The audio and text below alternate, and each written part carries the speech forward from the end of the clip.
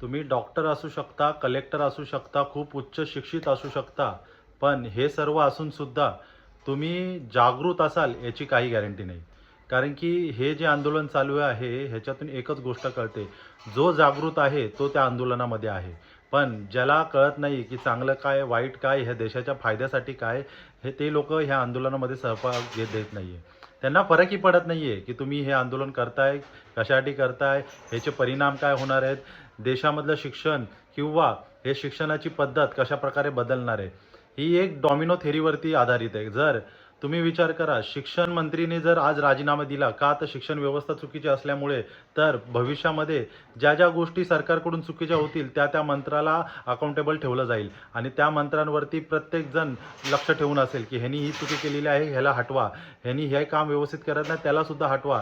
अशाच प्रकारे ह्या देशामध्ये एक नवी क्रांती घडणार आहे.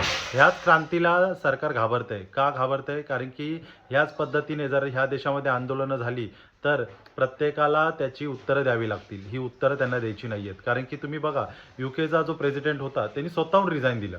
त्यांनी हे विचार केला नाही की बाबा माझ्यासाठी कोणी आंदोलनं करतील. यूकेच्या प्रेसिडेंटने स्वतःहून रिझाईन दिलं. का तर त्याला त्याच्या कार्यकालामध्ये व्यवस्थित कामं होत नव्हती. त्यामुळे त्यांनी रिझाईन दिलं. भारतामध्ये ही गोष्ट कधी होऊ शकते का? नाही. भले त्यांनी काही कामं केली नसतील तरी पुन्हा ते निवडून येतात. पुन्हा आपल्या 5 वर्ष आपल्या बोकांडी बसलेल्या असतात. आणि हीच पद्धत आता काही दिवसांनी बंद होणार आहे. कारण की हे आंदोलन सक्सेसफुल होणार आहे.